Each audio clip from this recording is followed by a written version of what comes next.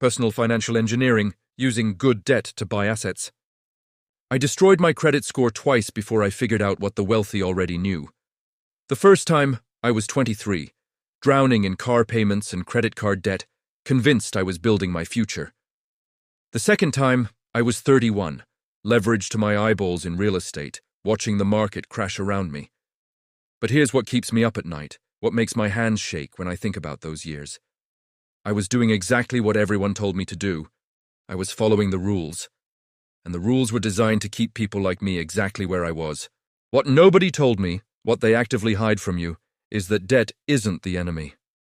Debt is a tool, and like any tool, it can build empires or dig graves. The difference isn't in the debt itself. It's in what you do with the money. Right now, someone is taking on debt that will make them a millionaire within a decade. Right now, someone else is taking on the exact same amount of debt that will trap them in financial mediocrity for the rest of their lives. The terrifying part? They might be buying the exact same thing. They might be signing the exact same paperwork.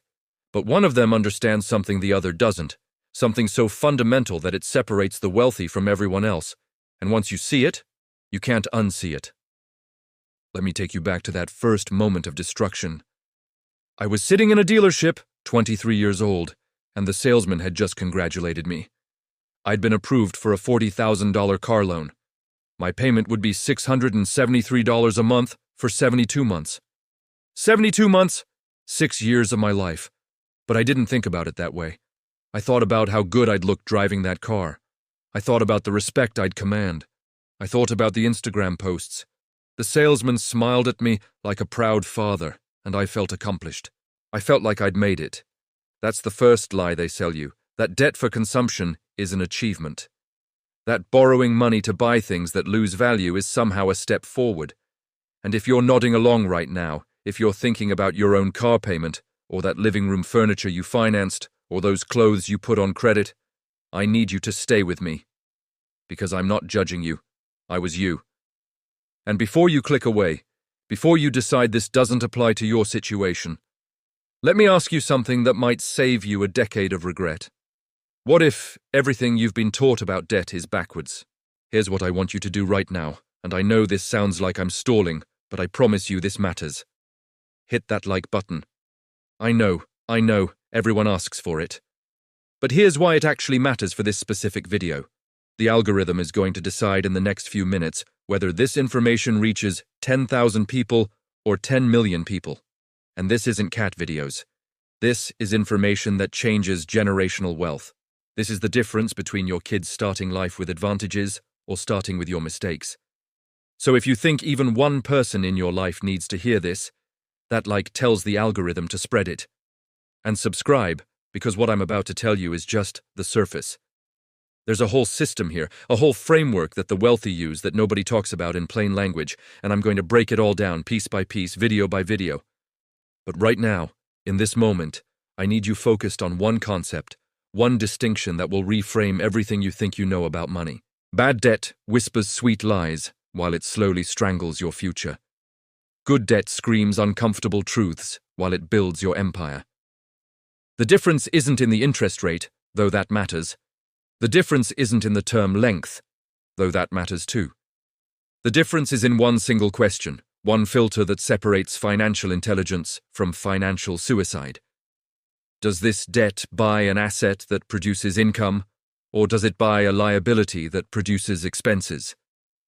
My $40,000 car was a liability. The moment I drove it off the lot, it lost $8,000 in value. Every mile I drove, every month that passed, it lost more. The insurance cost me money, the gas cost me money, the maintenance cost me money. And that $673 monthly payment? That came straight out of my paycheck, out of my time, out of my life.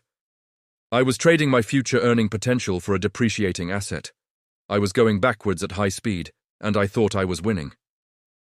Meanwhile, someone else was taking that same $40,000 and making a down payment on a duplex. Let me paint you the picture that haunts me. While I was making that car payment, while I was posting photos of my new ride and getting likes and feeling successful, someone my exact age was buying a rental property. They put $40,000 down. They took on a mortgage of $160,000. Their total debt was 4 times higher than mine. 4 times. But here's where it gets painful. Their tenants were making their mortgage payment. Every month, rent came in. $1,400 from one unit, $1,400 from the other, total of $2,800. Their mortgage payment was $1,900. Insurance and taxes were $400. Maintenance fund was $300. They were breaking even, maybe making $200 a month. Not life-changing money. But here's what was happening under the surface. Here's what I didn't understand. Their tenants were paying down their debt. Every single month, a portion of that mortgage payment was reducing the principal. The property was gaining equity, and they weren't paying for it. Someone else was paying for it. After 6 years, when my car was worth maybe $12,000 and I'd paid $48,000 for it, that duplex had appreciated to $240,000, and the mortgage was down to $140,000. $100,000 in equity, built with other people's money. But you're thinking, real estate is risky, real estate requires maintenance, real estate is complicated. And you're right, about all of it. But here's what you're missing, here's what I missed for years. Everything worthwhile is risky. Everything worthwhile requires work, everything worthwhile is complicated. The question isn't whether something is easy. The question is whether the difficulty produces returns or just produces stress. My car required maintenance too. My car had risk too, accident risk, depreciation risk, obsolescence risk. My car was complicated too, insurance, registration, upkeep. But all that difficulty produced exactly zero return. It was pure expense. I was working hard to lose money slowly. And this is where most people get stuck, where I got stuck, in this middle ground of thinking that avoiding debt is the answer. That the safe path is to save up and pay cash for everything. That debt itself is the problem. But the wealthy know something different. They know that cash sitting in a bank account, earning 1% while inflation runs at 3% is losing money. They know that paying cash for a depreciating asset is just losing money faster. They know that the real question isn't debt or no debt. It's what the debt buys. Let me show you where this gets really uncomfortable. I want you to calculate something right now. Think about every payment you make every month that doesn't produce income. Car payment, credit card minimum, that loan for the furniture, that financed television, that buy now pay later for clothes. Add them all up, I'll wait. Got your number? Now multiply it by 12. That's what you're paying annually to own things that lose value. Now here's the gut punch. What if all those payments were going toward assets instead? What if that monthly outflow was building equity, producing income, generating returns? You'd be wealthy, not eventually, not someday. Within a decade, you'd be financially free. But instead, you're on a treadmill, running as fast as you can to stay in the same place because every dollar you're sending out is gone forever. It's not building anything. It's not working for you. It's just disappearing into the void of consumption while you tell yourself that you deserve these things, that you work hard, that life is short. And you do deserve good things. You do work hard. Life is short. But here's the question that changed everything for me. Do you deserve to be financially trapped because you confused pleasure with progress? The credit card companies know exactly what they're doing. The car dealerships know exactly what they're doing. They're not stupid. They're not evil. They're just playing the game better than you are. They understand that human psychology is wired for immediate gratification. They understand that status symbols trigger dopamine. They understand that monthly payments feel manageable even when the total cost is devastating. So they've built an entire system designed to make bad debt feel good and good debt feel scary. They make it effortless to finance a car. You can do it in an hour. But try to get a loan for an investment property when you're just starting out. Try to finance a business when you have no track record. Try to leverage yourself into income-producing assets. Suddenly there are hurdles. Suddenly there are requirements. Suddenly there's scrutiny. Why? Because they don't make money when you build wealth. They make money when you stay dependent. They profit from your consumption. And the most insidious part, the part that makes me angry when I think about all those lost years, is that they've convinced us that this is normal, that it's responsible, that taking on debt to buy things that lose value is just part of being an adult. I was 31 when I finally understood this. I'd paid off that car. I'd sworn off debt completely. I was saving money, feeling proud of myself for being responsible. And then I met Marcus. Marcus was a plumber. He made about the same money I did. But Marcus owned 4 rental properties. 4. And when I asked him how he did it, he looked at me like I was asking how he tied his shoes. He said he bought the first one with an FHA loan, lived in it for a year, moved to the next one, rented out the first. Repeated the process. Each property paid for itself. Each property built equity. Each property appreciated. He was using debt to buy assets. Meanwhile, I was using cash to buy groceries and feeling financially superior because I had no debt. Marcus had hundreds of thousands in debt. Marcus also had hundreds of thousands in equity and thousands in monthly cash flow. I had a positive net worth of maybe $30,000 saved up. He had a positive net worth of over $400,000. Same income, completely different understanding of how money works.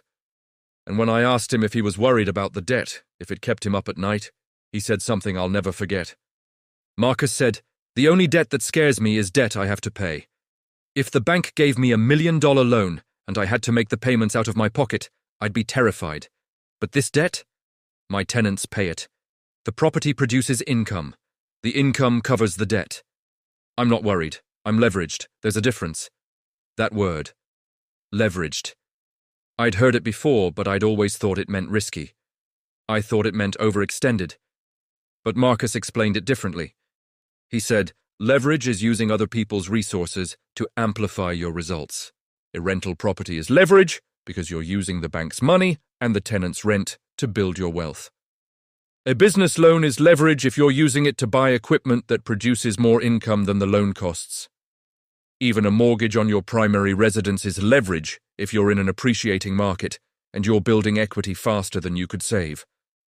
The key is that the asset has to produce value greater than the cost of the debt. If it does, the debt is making you money. If it doesn't, the debt is costing you everything. And that distinction, that single filter, is what separates people who use debt to build empires from people who use debt to build prisons. But here's where I made my second mistake, the one that almost destroyed me. I heard Marcus's story and I thought, real estate is the answer.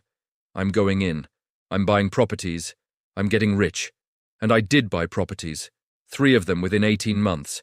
I leveraged everything. I maxed out my borrowing capacity. I convinced myself I was being smart, that I was using good debt. But I made one critical error, one assumption that almost cost me everything. I assumed appreciation would continue. I assumed the market would keep going up. I assumed that even if I was breaking even on cash flow, the equity growth would make me wealthy. I was speculating, not investing. I was using debt to gamble on future appreciation instead of using debt to buy proven cash flow. And when the market turned, when property values dropped and suddenly my equity disappeared and I was underwater on all 3 properties, I learned a lesson that cost me years of financial pain. Good debt only stays good if the income continues. If you're relying on appreciation, you're not using good debt, you're using hopeful debt. And hope is not a strategy. The crash taught me what Marcus already knew, but I hadn't fully absorbed. Cash flow is king. Appreciation is a bonus. If a property produces income every single month, if the rent exceeds the expenses even in a down market, you can survive anything. Property values can drop by 30%, and it doesn't matter if you're not selling. Your tenants keep paying. Your equity keeps building through principal paydown. Time keeps working in your favor. But if you're counting on values going up to justify the debt, you're one market shift away from catastrophe. This applies to every form of leverage. If you take a business loan to buy inventory that you hope will sell, you're gambling. If you take a business loan to buy equipment that's already producing proven revenue, you're investing. If you use a line of credit to fund a venture that might work, you're speculating. If you use a line of credit to fund an expansion of something that's already profitable, you're scaling. The debt itself is neutral. Your strategy determines whether it's good or bad, and most people never learn this distinction because they never get past the fear of debt itself. They avoid all debt, which means they avoid all leverage, which means they're limited to what they can save, which means they build wealth at a crawl while the leveraged build it at a sprint. Let me give you a framework that I use now for every debt decision. I call it the income test. Before I take on any debt, I ask myself 3 questions. First, does this purchase produce income? If yes, continue. If no, stop. Don't take the debt. Second, Is the income higher than the debt service? If yes, continue. If no, stop. Don't take the debt unless you have a clear path to get there within 6 months. Third, can the income survive a downturn? If yes, take the debt. If no, think hard about whether you're investing or speculating. This framework eliminates 90% of bad debt decisions. Car loan fails question 1. Doesn't produce income. Credit card for vacation fails question 1. Doesn't produce income. Furniture financing fails question 1. Doesn't produce income. But rental property that cash flows $200 a month after all expenses passes all 3. Loan for a business that's already profitable passes all 3. Mortgage on a house hack where you live in one unit and rent the others for more than your total housing cost passes all 3. The framework is simple. But simple doesn't mean easy. Because it requires you to delay gratification. It requires you to say no to things you want right now for things you want more later. And that's where most people fail. Here's what nobody tells you about building wealth with leverage. It's boring. It's unsexy.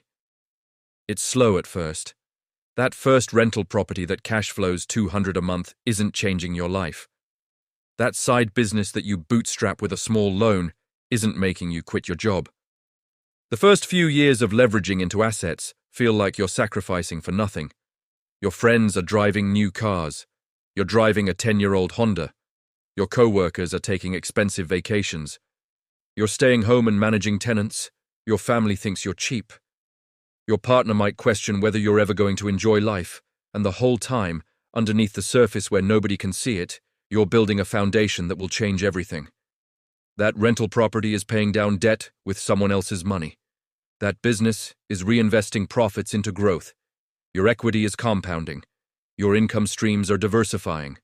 And then, usually around year 7 or 8, something shifts. The properties you bought are worth significantly more. The debt is significantly less.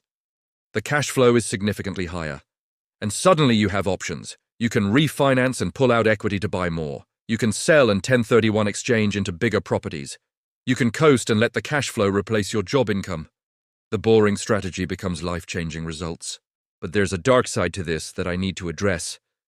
Because if I don't, someone's going to take this advice and destroy themselves with it. Leverage amplifies everything. If you make good decisions, leverage makes them better.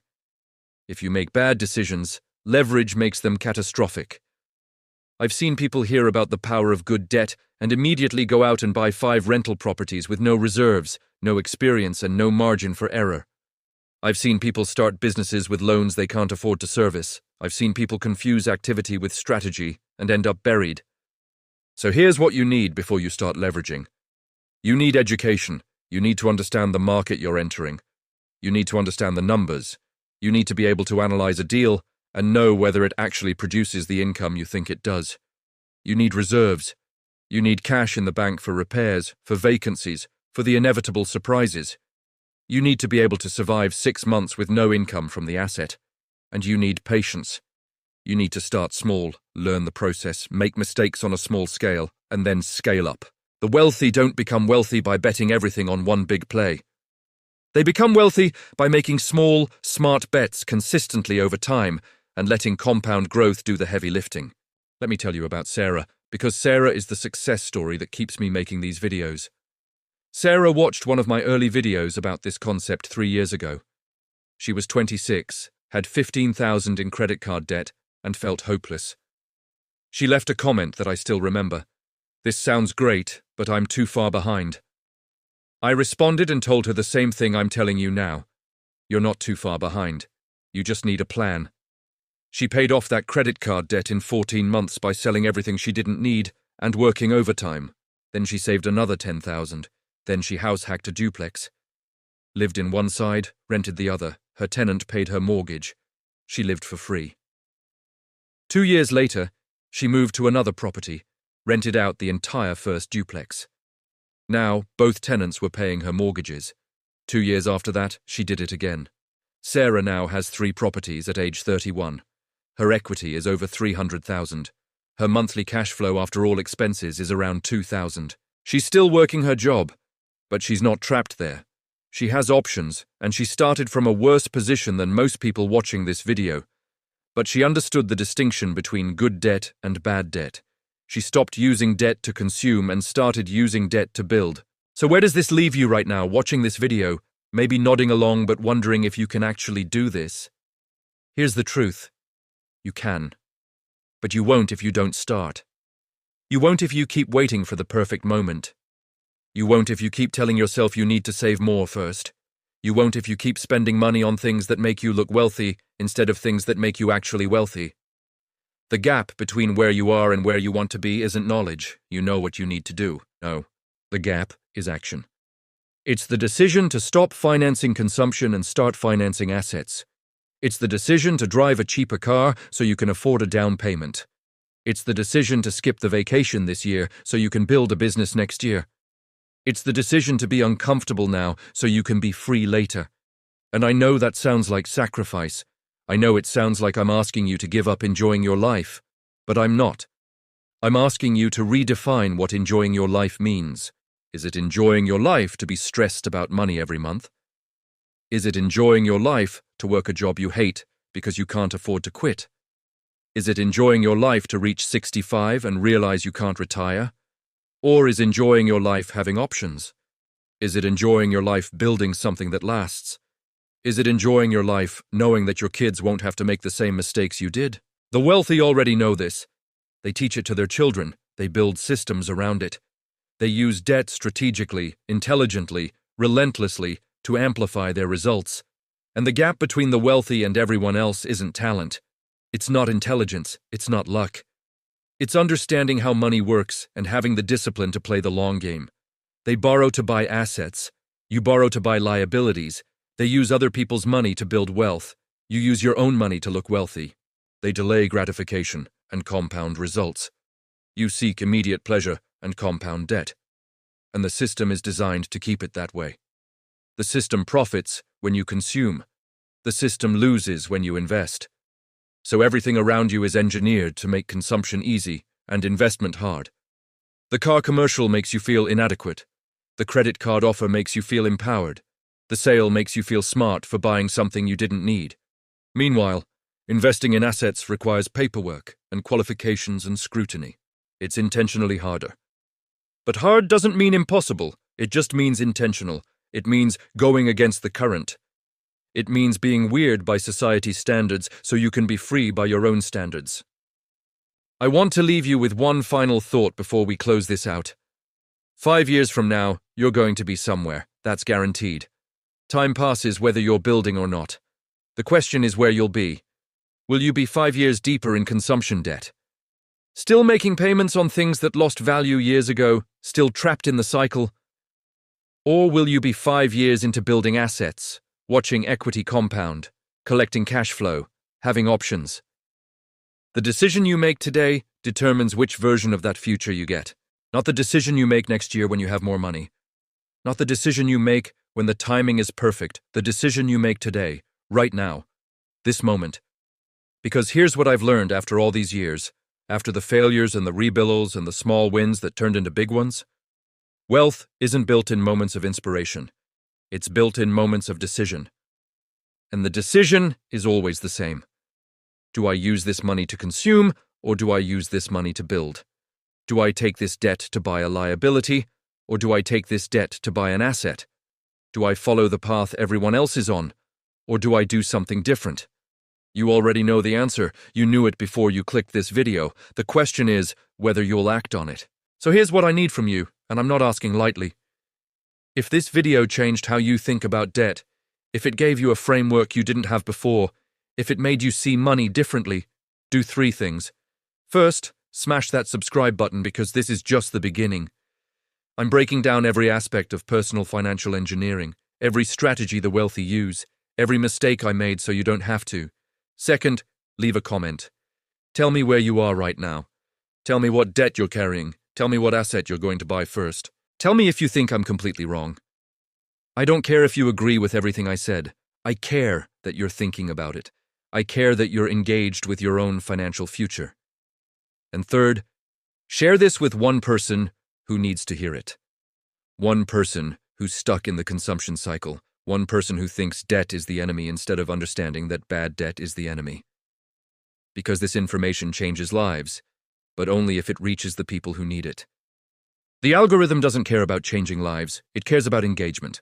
So engage, comment, like, subscribe, share, and then go build something that lasts. I'll see you in the next one.